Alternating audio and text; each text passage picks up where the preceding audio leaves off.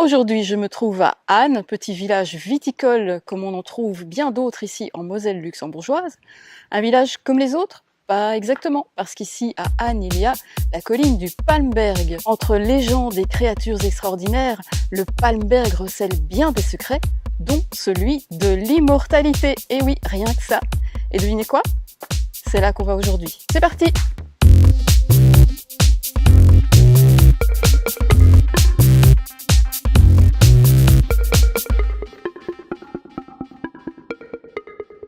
Oui, alors le Palmberg il est là, et la petite croix blanche que vous voyez tout là-haut, c'est là qu'on va. Mais à ce moment de la randonnée, je ne le sais pas encore. Ici, ce qu'on voit depuis la passerelle, c'est le Donverbach, donc c'est un ruisseau dont je vous reparlerai un petit peu plus tard. Ouais, et quand je vois les falaises là-bas droit devant, dans le fond, je me dis effectivement qu'on ne va pas être ménagé. Il faut dire que ce jour-là, c'était canicule imprévue, prévision du service météo, prévision de ma voiture. Pourtant, dès le début de la promenade, on est prévenu de ce qui nous attend. Ah, ça c'est bien. On entre dans un tunnel boisé. Oh, ça fait du bien parce que ça chauffe encore aujourd'hui. La pente raide. Ah bah voilà, ça annonce la couleur. Hein. Bah, comment ils savaient que le soleil allait taper aujourd'hui? Et pour taper, ça tapait. Ça chauffe. On est en train de se prendre 3 étages d'un coup dans les guiboles. Voilà les escaliers. Ça descend. Youpi! Wow, toujours aussi beau. Oui, très beau, mais oh, regarde, ça remonte. Ouh là là là là là. Bon, et ça? Allez, go.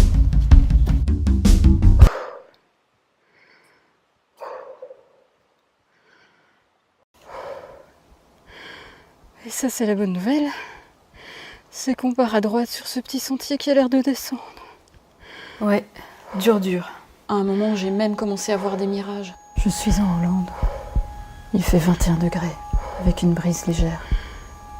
Dénivelé positif cumulé, 3 mètres. Et ça s'arrête pour le moment. Ce panneau nous explique que sur le mur là que vous voyez, il y a 4 plantes qui poussent. Et sur ces 4 plantes grimpantes, il y en a 3 qui sont toxiques, dont une qui est carrément mortelle. Et donc la seule finalement qui n'est pas toxique parmi ces plantes, bah, vous savez c'est quoi? C'est la vigne. Allez, je profite de ce passage plat parce qu'il n'y en a pas des masses pour vous parler un petit peu du village de Hann. Alors Hann, c'est la localité qui compte le plus de vignerons et donc de familles qui vivent directement de la viticulture ici en Moselle. D'ailleurs, on produit ici le vin du Palmberg qui est connu pour être un très très bon vin. Je sais pas, moi je ne l'ai jamais goûté, mais si vous l'avez déjà goûté, ça serait bien de me donner votre avis dans les commentaires. Alors le nom de Hann, on suppose qu'il vient de la période au moment de l'exode des Indiens d'Amérique qui sont venus s'installer ici en Moselle vers 1793 si je ne me trompe pas. Et le nom Hann signifierait endroit riche en eau et marécageux et aurait été trouvé par le grand chef indien Aigle majestueux qui s'envole dans la brume du matin. Vrai ou faux? Réponse sous la vidéo. Bon, ici, je crois que certains ont dû lire les lettres à l'envers. Tadam! Je crois qu'on arrive sur la Pentraide au soleil. Pentraide au soleil. Bon, bah c'est superbe.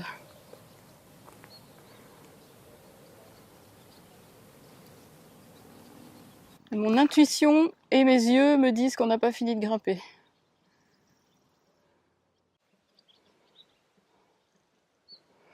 Waouh, c'est impressionnant.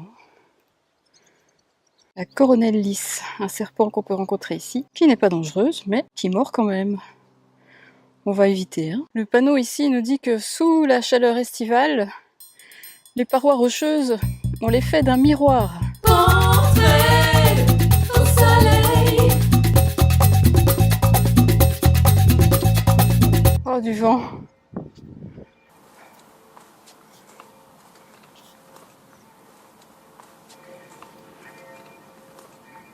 Waouh! Et oui, plus on monte, plus on voit de choses. Donc là, on a de nouveau Hann, mais en plus maintenant on voit la Moselle juste derrière.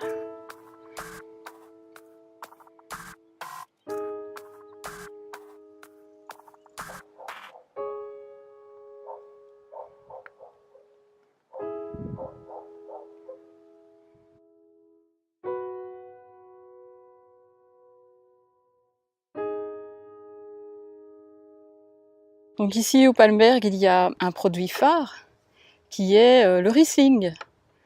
Le Riesling, le roi des vins, des raisins et des vins. Et ici on apprend que la chaleur est une condition essentielle pour que le Riesling puisse atteindre sa pleine maturité. Je peux vous annoncer que 2018 sera une année exceptionnelle pour le roi des vins. Alors ça c'est une zone pique-nique, dis donc. Ah oui, avec une vue comme ça. Waouh. Bah, ça donne envie de s'installer évidemment, sauf qu'aujourd'hui ça va pas être possible à cause du soleil qui cogne évidemment. Mais la bonne nouvelle, c'est qu'ils ont également prévu une table de pique-nique à l'ombre. Oh merci. En plus la vue est tout aussi jolie d'ici et on entend même un tout petit peu moins le bruit des voitures, donc c'est le moment sandwich. Ah voilà, j'ai trouvé qui je dois remercier et ce sont les élèves de Dryborn. Merci beaucoup à vous, c'est super ce que vous avez fait, merci.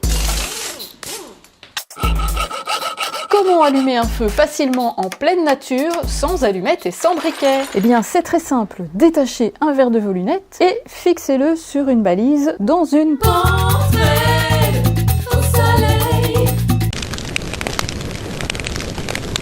Voilà, ici on arrive à la pointe où on a là-bas au loin une vue sur le village de Niederdonven, qui est bien entendu une localité vigneronne également, mais on y produit aussi pas mal de fruits, dont des pommes qui permettent de fabriquer du cidre, mais aussi une eau de vie de cidre renommée, le Kalvadonven.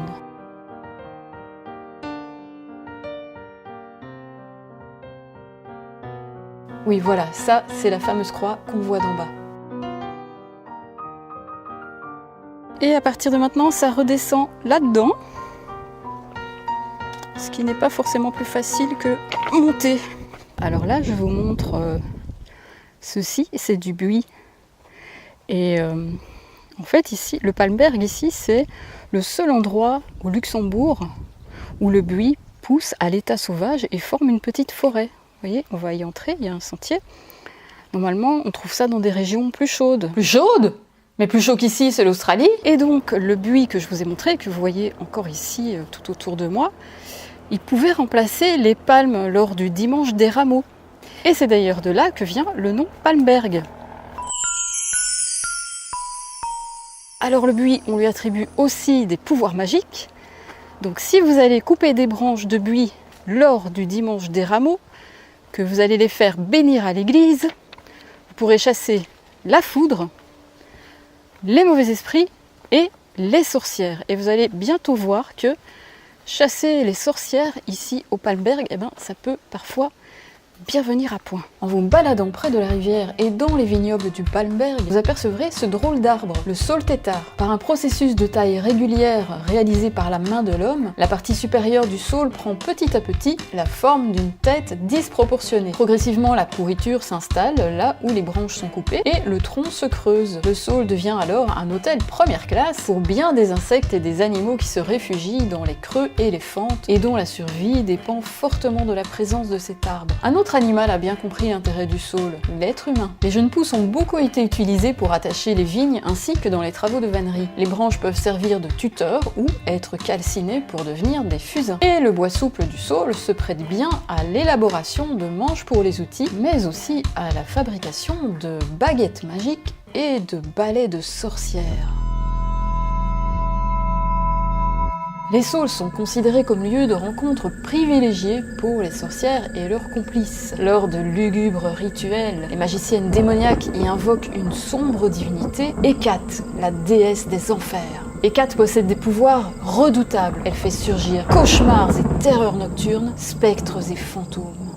Voilà, voilà. Bon, ben vivement le dimanche des rameaux, qu'on puisse aller couper quelques branches de buis, non? Ah oui, encore une chose au sujet du saule tétard. Oh, 3 fois rien. En fait, cet arbre détient juste le secret de l'immortalité. Quand vous taillez un saule, vous récoltez des tas de branches. Si vous plantez chaque branche dans de la terre, vous obtiendrez une nouvelle rangée de saules, tous issus du même arbre et génétiquement identiques. Si on répète le procédé avec chaque spécimen et ses descendants, on obtient un saule immortel qui traverse les siècles et les siècles. Donc ici, on nous propose un petit jeu. Il faut passer le petit portillon et courir le plus vite possible pour éviter de se faire encorner par le bœuf des Highlands. Bon bah on tente le coup.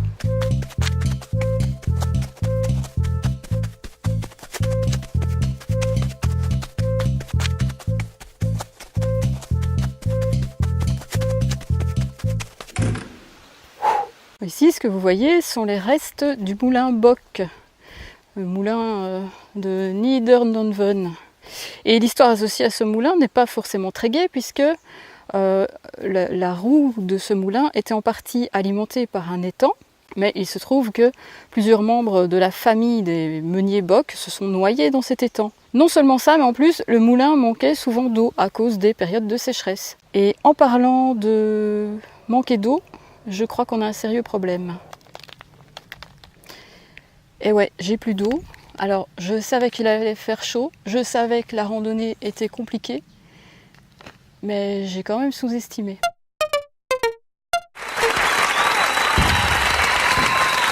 Et là, je crois qu'on est plus ou moins à la moitié de la balade, donc bah voilà. Je vais faire comme les chameaux, je vais vivre sur mes réserves.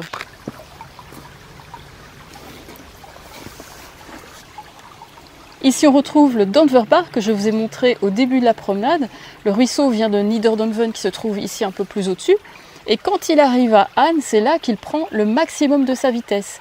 D'ailleurs, si vous venez un jour de forte pluie, eh bien, vous le verrez qui ressemble à un torrent avec des cascades. Mais évidemment aujourd'hui ça ne risque pas d'arriver. Par contre, vous pourrez voir le ruisseau se faufiler dans un tunnel qui a été creusé sous le village de Hann. Et si vous vous rendez près de la chapelle, vous trouverez un accès à ce tunnel qui était l'endroit où, autrefois, les villageois prenaient leur bain. Même pas soif. Bah dis donc, ici, c'est la jungle. J'espère que je suis toujours sur le sentier. Ça y ressemble quand même, mais c'est très touffu. Ouais, je commence à visiter là. En même temps, est-ce qu'il y a un sentier en bas? Je crois pas. Hein. Ouais, non, ça a l'air bon aussi. Wow.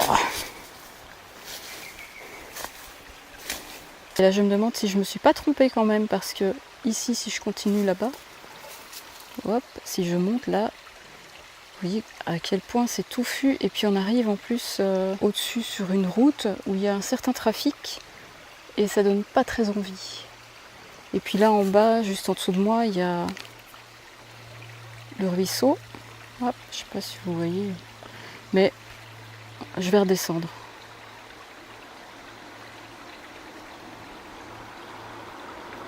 Ouais, là on est vraiment tout près des... Je sais pas si vous allez voir passer les voitures. Un peu là derrière les feuilles. Hein. Voilà. Non, j'ai pas envie d'aller par là, je redescends. Je vais aller près de l'eau, on verra si on trouve un sentier par là. Super, de nouveau à travers la jungle. C'est facile, et puis on va essayer de pas piquer une tête dans la rivière, tant qu'à faire, ça serait pas plus mal. Une tête involontaire. Ok, j'ai compris ce qui s'est passé. Parce que là, il y a quand même un sentier bien marqué. Il y a une balise, donc en mode automatique, on suit tout droit. Mais non, il y a une flèche bleue qui nous disait de tourner à gauche et que j'avais pas vu. Parce qu'en plus, c'est quoi? C'est traverser le ruisseau sur des pierres, donc ça paraît pas évident du premier coup. Et puis là-bas, il y a encore des balises, donc oui, c'est bien par là. Et voilà, le mode automatique en randonnée à éviter absolument. Allez, maintenant traverser ça sans glisser.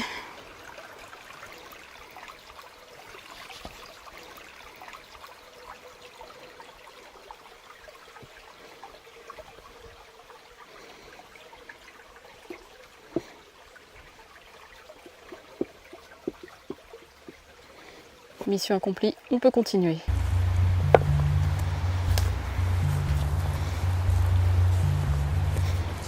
Ce sentier est définitivement sportif, mais c'est magnifique en fait.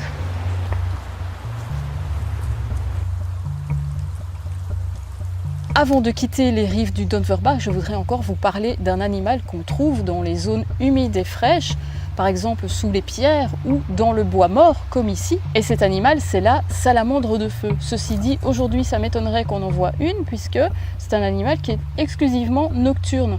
En plus de ça, en été, elle ne sort qu'après de fortes pluies. Alors la peau de la salamandre de feu sécrète une substance toxique, qui en principe est sans danger pour l'être humain, mais qui par contre peut être mortelle pour les petits animaux, ou en tout cas infliger une forte brûlure.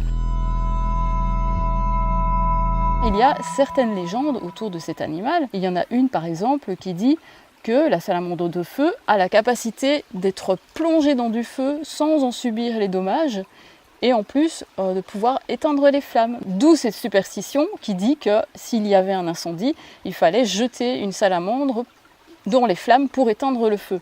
Superstition un rien barbare quand même, hein. Je vous conseille pas d'essayer. D'autres légendes affirment que la salamandre sécrète le plus puissant des poisons et que par conséquent, si vous la jetez dans un puits, elle empoisonne toute l'eau, ou si elle grimpe dans un arbre fruitier, elle va empoisonner tous les fruits. Dans le folklore français, on dit que son venin est tellement toxique que sa respiration seule suffit à faire enfler une personne jusqu'à ce que sa peau éclate. Charmant, n'est-ce pas? Et puis il y a aussi les Bretons qui, au XVIIIe siècle, refusaient de prononcer son nom de peur de la voir arriver et venir leur faire du mal. Voilà, on quitte le Palmberg, direction le village, mais ce n'est pas tout à fait fini, j'ai encore une belle découverte à vous faire partager. Franchement, cette colline est une vraie malle au trésor, je m'en souviendrai longtemps. Oh, dis donc, quand je pense qu'on était tout là-haut. Aujourd'hui, pour cette vidéo de ce rando, j'ai le plaisir d'accueillir Alexis Koustoulidis, que vous avez peut-être déjà vu, qui est l'homme qui fait venir les chevaux avec son Mélodica. Alexis, pour ceux qui ne te connaissent pas, tu es aussi le créateur de la chaîne YouTube SOS Piano Alexis Koustoulidis. Est-ce que tu peux nous en dire deux mots?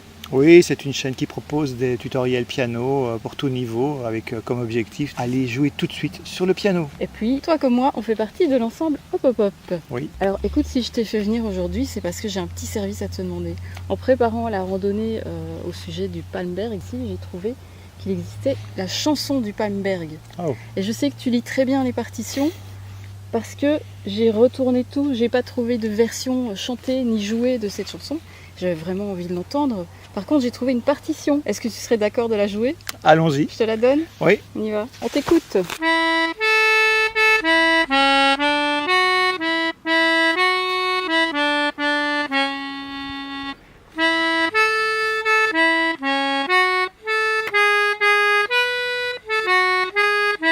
Merci, mais tu sais quoi, ça me donne envie de t'accompagner, je peux? Bien sûr.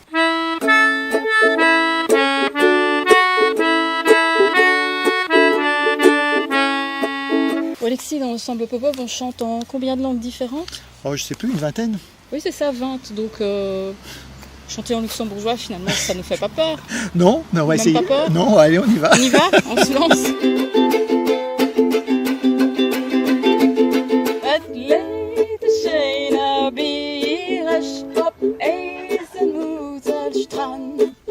Dat azenpellen biersch en asischal bekend. Drecke Flächen pellen bierger, wann ich erstes wohn. Drecke Flächen pellen bierger, gleich sie dir gesund. La la la la la la la la la la la la la.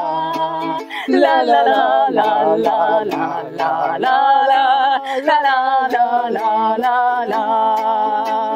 Gleich sie dir gesund, gleich sie dir gesund.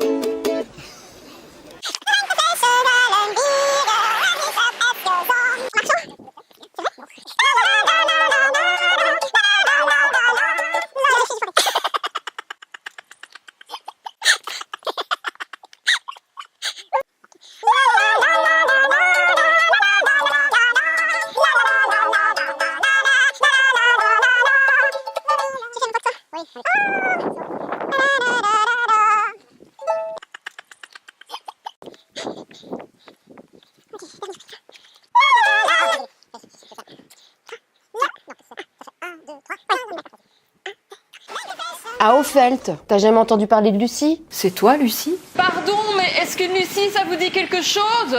Par contre, l'électrocution, du coup, ça m'emballe un peu moins. Y a quelqu'un? Je parie que vous n'avez jamais vu ça de votre vie. On y va et je vous dis à quelle heure on arrive. Mais qu'est-ce que c'est que ça?